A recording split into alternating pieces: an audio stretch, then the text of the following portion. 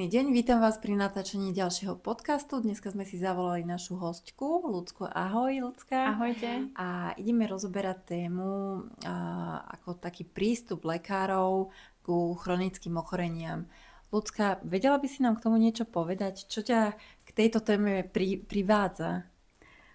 Tak privádza ma k nemu ako keby moje ochorenie, ktoré je chronické, ktoré začalo, v podstate sa riešilo, ide o teda atopický ekzém, ktorý mi diagnostikovali ako bábätku, ale v takej najťažšej forme sa mi rozvinul pred 2,5 rokmi a vlastne to neutíchalo, bol to taký proces, na ktorý mi nič nepomáhalo.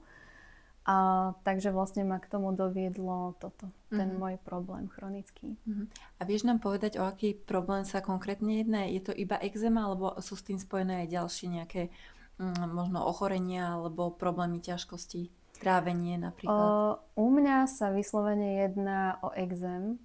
S ničím iným som nespozorovala nejaké väčšie zhoršenie. A bolo to také jednoducho, že myslím, že to bol október 2022 rok, kedy som jednoducho bežný deň, osprchovala som sa, išla som do postele a zrazu ma začalo svrbieť telo, ale že extrémne. A je to také, ako keď, neviem, či ste sa s tým stretli, že zjete nejaké tropické ovocie, niečo vás rozsvrbí, ale poviete si, OK, však počkáte, možno sa na to vyspíte, bude to na druhý deň lepšie. A to svrbenie bolo také, ako keby mi vychádzalo pod kože, ako keby z orgánov, že keď som sa aj škrabala, tak mi to vlastne nepomáhalo.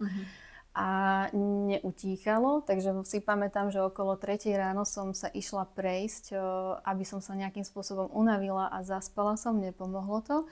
A zrazu z toho svrbenia bolo svrbenie, ktoré trvalo 24 hodín, 7 dní v týždni, 6 mesiacov, pol roka, non-stop. Extrémne to ovplyvnilo spánok. Môj spánok vyzeral tak, že ja som ho nemala ani prerušovaný, ja som vlastne do 5 rána nevedela zaspať. A potom okolo 5 som ako keby len odpadla do niečoho, ako bol spánok. O 2 hodiny na to mi zvonil budík do práce, kde som vlastne sadala do auta.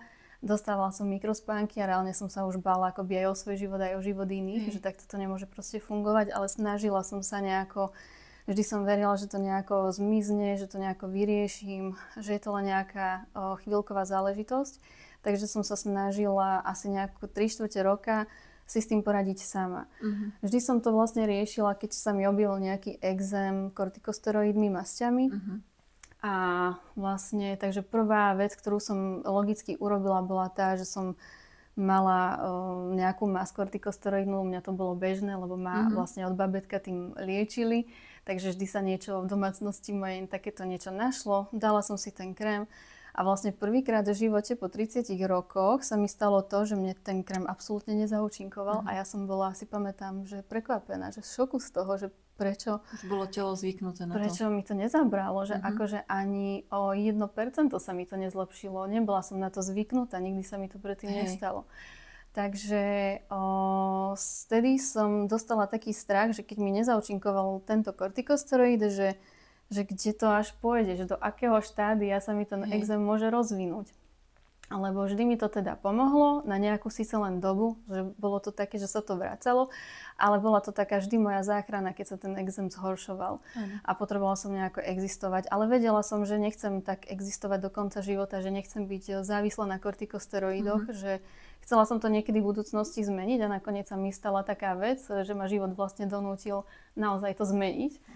A po nejakom vlastne 3/4 roku som si povedala, že OK, že neviem si s tým dať rady sama, že potrebujem pomoc niekoho ďalšieho. Mala som už nejaké predsudky, poviem úprimne, voči lekárom. Čakala som nejaké veci, že keď tam prídem, ale oni sa aj naozaj stali. Prišla som za jedným všeobecným doktorom, povedala som mu, že kortikosteroidy mi nezaberajú. Už len ten pohľad, keď sa na mňa pozrel, že mi vlastne neverí, alebo že si vymýšľam, už len to akože bolo pre mňa také smutné. A vlastne ako keby nechcel so mnou ďalej rozvíjať túto tému a komunikovať ohľadom tohto. Len mi proste predpísali ďalšie lieky, ktoré boli stále len kortikosteroidy, len pod iným názvom a vlastne aj tých kortikosteroidov je viac rôznych druhov. Takže povedala som si, No že... si tak v krátkosti povedzme, vlastne kortikoidy sú, ako to nazvať, lieky na báze, že oni iba na chvíľu pomôžu, ale oni neliečia. A ešte navyše sú toxické, že sa dajú napríklad na pečeň. Takže pre mňa je aj toto taká záhada, že tí lekári nejdú do toho merita veci, že čo presne spôsobuje tú chorobu, ale len príznaky. Že utlmíme príznaky a ty máš byť spokojná vlastne. Akože zastala by som sa možno lekárov v tomto, že pokiaľ má človek nejakú nehodu alebo niečo a potrebuje operáciu, tak naozaj jeho život závisí, je v rukách toho lekára. A kebyže mám klobúk, tak ho takto proste dole zložím.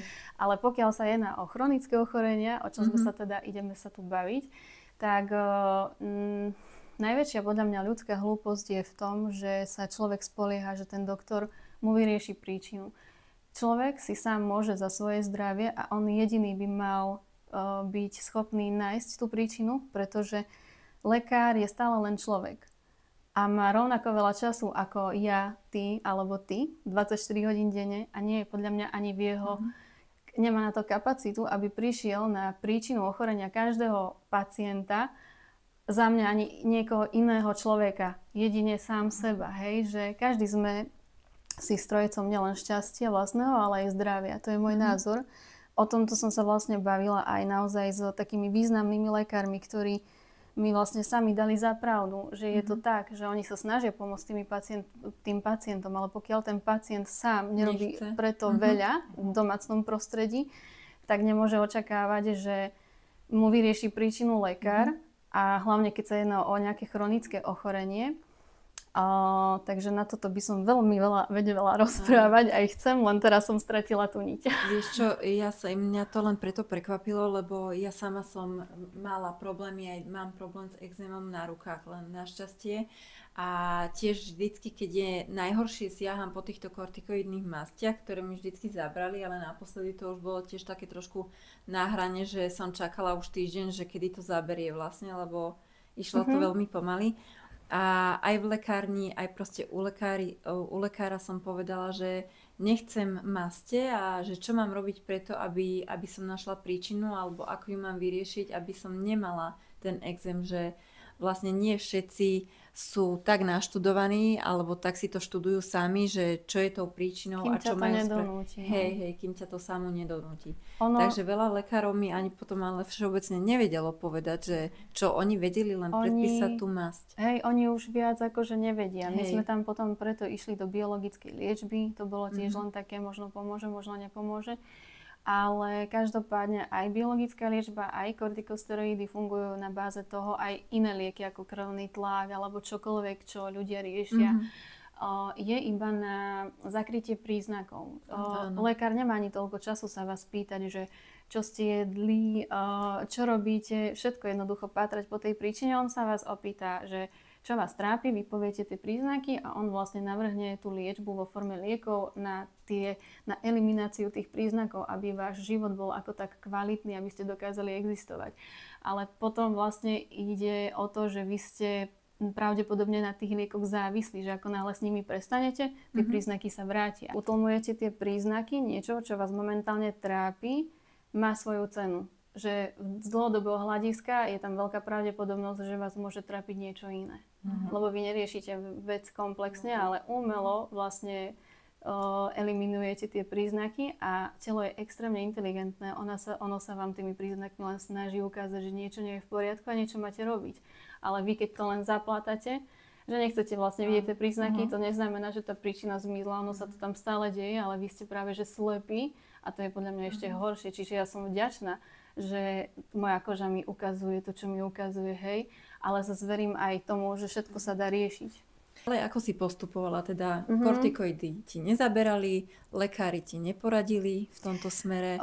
Čo si ďalej ako si to riešila? Ešte sme vlastne teda s lekármi skúsili tú biologickú liečbu, ale aby som akože povedala, aby som bola úplne teda konkrétna a presná, tak sa jednalo o štúdiu klinickú, kde sme boli vlastne z Bystrice 5 ľudia.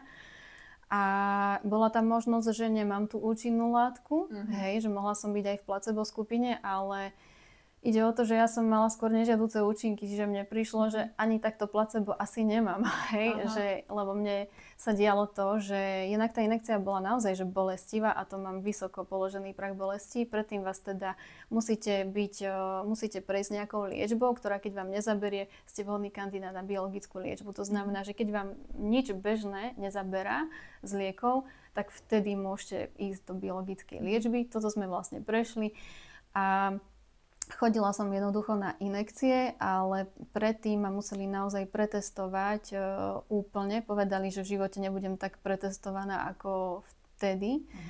A keď som vlastne prišla o 2 týždne do ambulancie, tak mi vlastne povedali, ja som prišla úplne zakrvavená, že ma chceli pomaly hospitalizovať. Pozreli sa na papier a povedali mi, že mám všetky krvné testy v poriadku. A až tej lekárke to bolo naozaj také, no blbé mi to povedať, lebo videla som, že mi chce pomôcť, ale že je zúfala, lebo to nevidia ani v tých papieroch. Tak sme išli do biologickej liečby a je to podľa mňa veľký zásah do tela. Bola by som s tým veľmi opatrná. Som podstúpila tú biologickú, pred každou jednou dávkou som musela absolvovať tehotenský test, vylúčiť, že nie som tehotná, museli mi merať tlak a tak ďalej. Ale po každej injekcii mi neklesala teplota a posledná mala som asi 35 stupňov Celzia, bolo leto a ja som chodila vlastne v teplakovej súprave a stále som sa klepala od zimy. Tí lekári boli taká moja posledná nádej a zrazu, keď mi povedali, že mi nevedia pomôcť, tak som mala takú chvíľku zúfalstva, ale potom som sa schopila a povedala som si, že a dosť, že pomôžem si sama. A vždy proste verím, že existuje nejaké riešenie, takže bola som aj vlastne s ajurvédskou lekárkou, bola som aj pri inom doktorovi, ktorý rieši akoby alternatívne tieto cesty, skúšala som hyperbarickú komoru, čo som ešte skúšala, ako veľmi veľa tých alternatívnych ciest, aj zmenu stravy a tak ďalej. Očistu, presne, zelerová šťava a tak ďalej. A váhala mi sauna, hoci mi ju lekári zakazovali kvôli tomu, že keď máte kožu v nejakom zlom štádiu, tak tá sauna ako to teplo, tá intenzita tej teploty nemusí tomu prospieť. Ale mne pomáhala tá sauna tým spôsobom, ako reagoval môj nervový systém na tú saunu. Ja som chodila do fínskej, spojila som to s otužovaním a ma to nejakým spôsobom ukludnilo, hej. A ja mám aj implantáty, hej, operované. A vtedy mi došlo, že keď sa mám tomu vyhýbať, tak asi by som mala dať zo seba aj von to, čo mám v tele operované, lebo to môže mať ešte väčší vplyv ako samotné tie veci zvonka. Povedzme si ale prečo, lebo niektorí ľudia možno nevedia, že čo vlastne implantát je. Je to? Ono ani možno, že vraj nezáleží na tom, čo je vnútri toho implantátu. Každý jeden implantát, ako teda ak som správne informovaná, povrch je zo silikónu. A silikón je toxín. Takže je to toxín v tele. Áno. A vlastne telo reaguje, keď je to cudzí predmet a telo automaticky prirodzene reaguje tak, že vytvorí takú kapsulu okolo toho silikónu, aby sa nejakým spôsobom chránilo. Každý vlastne silikón, aj keď má doživotnú záruku, také, aké mám aj ja vlastne, neznamená, že má žena mať tie silikóny do konca života, že nebudú žiadne komplikácie, ale jednoducho aj ten implantát v tele pracuje a malo by sa to, aspoň ja som si myslela, že po nejakých 10-15 rokoch vymeniť, ale najnovšie napríklad som zistila, že už po 8 rokoch môže dochádzať k nejakému uvoľňovaniu toho silikónu a môže to byť iba v malých množstvách, že človek si to nemusí ani všimnúť, ale z dlhodobého hľadiska potom môže ísť o to, že ten človek je taký unavený. Vo veľa prípadoch majú ľudia problémy presne s kožou, ako mám ja, alebo s vypadávaním vlasov.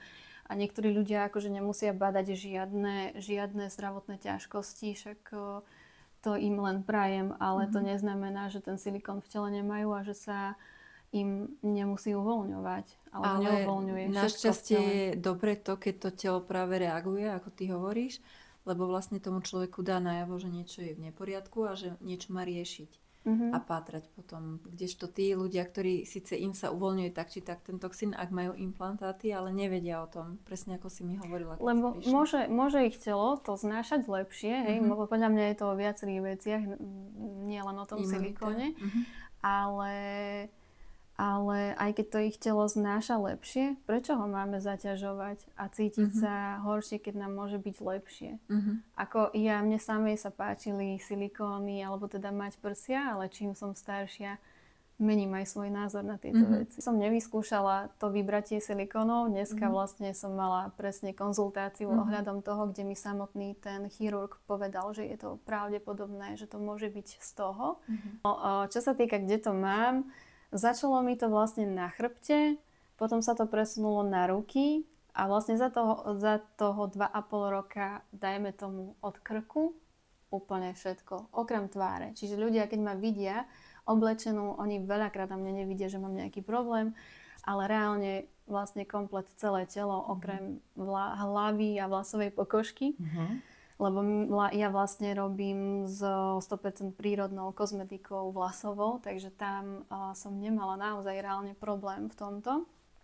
A chcela zdať so sebou a so svojím životom. Vieš, aj keď mám problém s kožou a ja som sa zameriavala na to, ako sa vyliečiť a nie to, že ako sa na to pozerajú iní ľudia. Vás proste bolí, svrbí, páli celé telo non-stop, extrémne vám to znižuje kvalitu života a je to niečo, čo by ste neprijali ani najhoršiemu nepriateľovi a kvôli tomu, že sa nejedná o niečo známe, tak sa málo kedy stretnete s takým pochopením, či už od iných ľudí alebo od lekárov, lebo ja som mala problém aj to, aby mi dali PN-ku a na nejakú dlhšiu dobu, lebo toto nie je vec, ktorú vyriešite za 7 dní ako chrípku, ani za mesiac, ani za pol roka.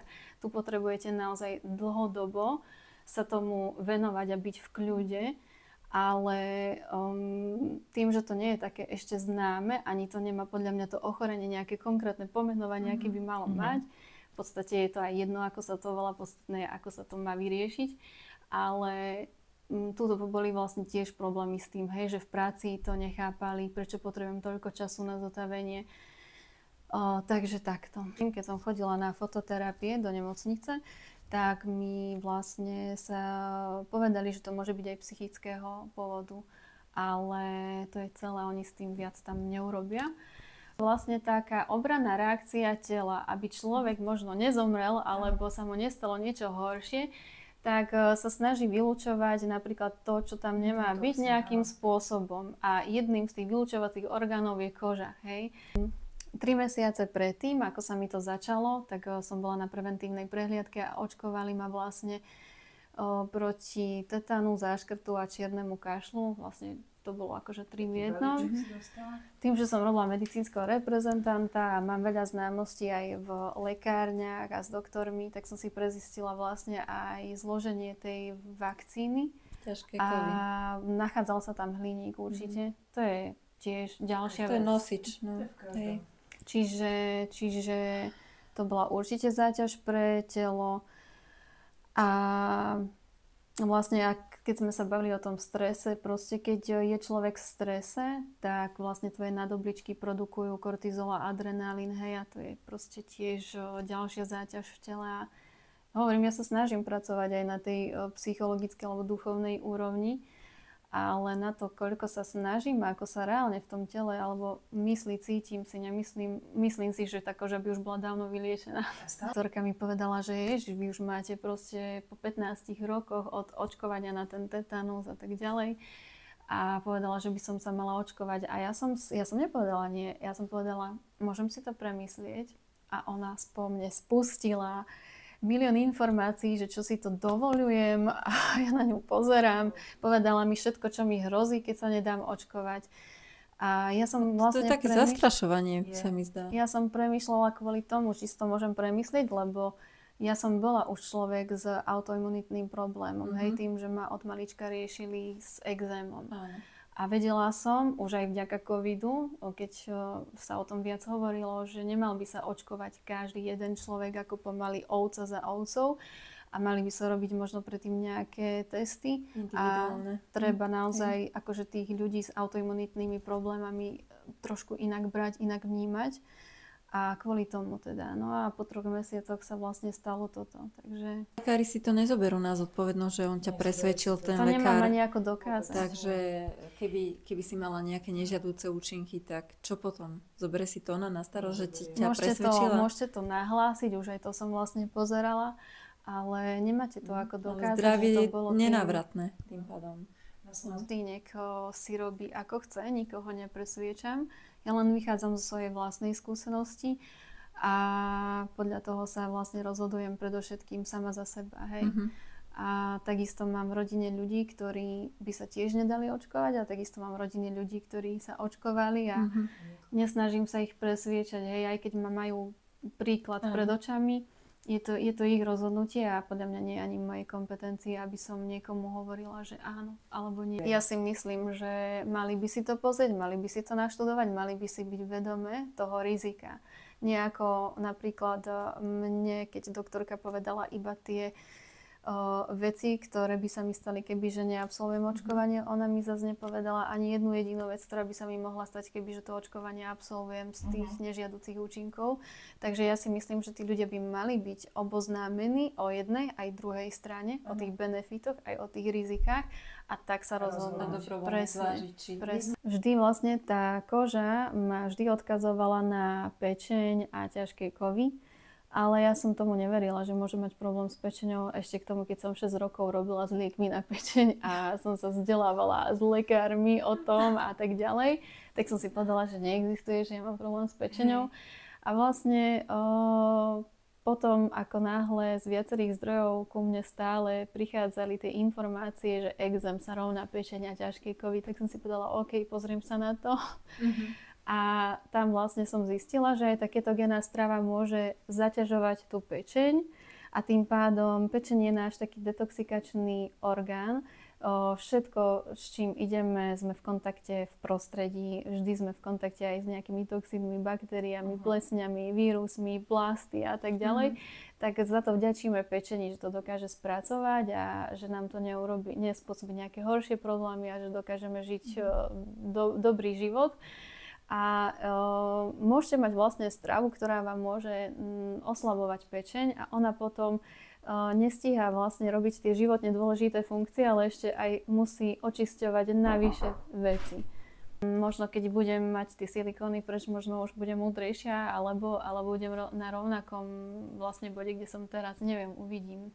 Som aj videla vlastne rôzne tie fotky žien, ktoré boli odfotené hodinu pred operáciou a hodinu po operácii, po vybratí silikónov s kapsulou, im sa rozžiarili oči, oni vyzerali mladšie. Ešte sa vráťme k tej kapsule, to ma tak zaujíma, že ono sa to tam, tá kapsula vlastne vytvorí, ako si ty povedala, že telo ju vytvorí same, keď sa tam vloží ten implantát ako obranný systém. Tá kapsula nebude tam nejak potom chýbať vlastne v tom, keď sa vybere ten silikón? Ako takto. Tá kapsula tam predtým nebola, hej? Ako tam nebol ten silikón. Niektoré ženy si tú kapsulu nechávajú kvôli tomu, že majú možno trošku väčšie prsia, lebo je tam niečo, je tam čiže nejaký spraví to materiál. taký efekt. Ale zo zdravotného hľadiska v tej kapsule sa môžu nachádzať tie toxické látky, čiže ak to chce niekto riešiť zo zdravotného hľadiska, mala by ísť aj tá kapsula von. A z toho, čo som videla na videách, keď vlastne lekári odstrihávali tú kapsulu, vyberali z nej ten silikón, tak bola vlastne zo spodnej vnútornej strany taká biela, alebo je to vlastne vápnik alebo kalcium. A je to vlastne reakcia toho tela, že sa tam vytvára ten vápnik, keď je tam nejaké cudzie teleso a môže dochádzať možno k vyplavovaniu nejakých toxínov a tak ďalej. A tie kapsuly môžu časom napríklad aj stvrdnúť, čiže tie silikóny potom sa môžu časom kvôli tomu deformovať, práve kvôli tomu, že je tam tá kapsula a nejakým spôsobom pracuje v tom tele. A čo sa týka tých toxínov a toho vyplavovania z tela, máš pre nás nejakú aj radu alebo niečo možno niečím si sama prešla, možno niečo máš naštudované, čo pomáha na vyplavenie toxínov z tela? Dajme tomu, že dáš si už vybrať tie silikóny a chceš už úplne ísť od nuly, očistu spraviť. čo ti pomôže na to vyplavenie, Určite, odstránenie akože toxínov? už len logicky, keď sa na to pozrieme, tak určite pomáha pohyb. Že každý deň by sa mal človek buď chodiť na prechádzky alebo nejaký ľahší beh, aby ste vlastne rozprúdili ten krvný systém aj lymfatický systém, lebo ak len sedíte, tak vlastne nedetoxikujete to telo, hej, ostáva to tam. Čiže potrebuje sa spojazniť trošku ten krvný systém aj lymfatický, aby sa to malo vôbec ako vyplavovať z toho tela. Čiže pohyb. Veľkým pomocníkom môžu byť tiež sauny. Hej, keď sa potíte, tak vlastne vylúčujete tiež tie toxíny cez kožu. Ale po saune by ste sa mali osprchovať, aby vám to neostalo na tele. Taký detail, ktorý možno niekoho nenapadne. Potom vyhýbať sa zbytočne nejakému prostrediu, kde by ste, kde by ste boli vystavení zbytočne tým toxínom. Nedá sa to úplne, ale ak sa tým zaoberáte, do veľkej miery to viete ovplyvniť, čiže zbytočne sa nevystavovať toxínom zvonka. Samozrejme pitný režim, strava, že vraj na to pomáha veľmi zelerová šťava, ale ten zeler by mal byť, aspoň tak, čo ja viem, odšťavený, nemala by tam byť pridaná žiadna voda, ani citrón, len čisto zeler. Prečo ten zeler? Lebo to ani nie je zelenina, je to vlastne bylinka a je vo veľkom množstve, že kvôli tomu by mala vlastne pomáhať. Ja si viem, aj ty myslíš asi tie knižky, hej, čo asi každý pozná, tiež nebudeme robiť reklamu, ale teda viem konkrétne, ktorú knihu myslíš, Zelerová šťava. Ak jem zeler len tak, takže je neúčinný? Že viac účinný je, keď sa odšťaví. Ani nie, že rozmixuje, ale odšťaví. A ja sa snažím spájať si veci z viacerých zdrojov. Že nie len z jedného. Čiže ja by som to chcela spojiť aj s čínskou medicínou, čo mi aj ten doktor dneska napríklad na tej konzultácii poradil. Veľmi sa mi to páčilo, že mi dal aj celkom za pravdu, že to môže byť spôsobené implantátmi a poradil mi vlastne, aby som skúsila čínsku medicínu a ako keby zbavenie sa parazitov z tela a tak ďalej. Ďakujem, Lucka, že si nás navštívila za tvoj inšpiratívny rozhovor a určite si veľa z nás zoberie aj ponaučenie a možno prehodnotí niektoré veci a dúfam, že sa nám... Áno, budeme sa tešiť, kedy sa uvidíme zase a zase nám povie, že ako si postupila. A my takisto ďakujeme za pozornosť a vidíme sa v ďalšom podcaste. Ďakujem. Ďakujem.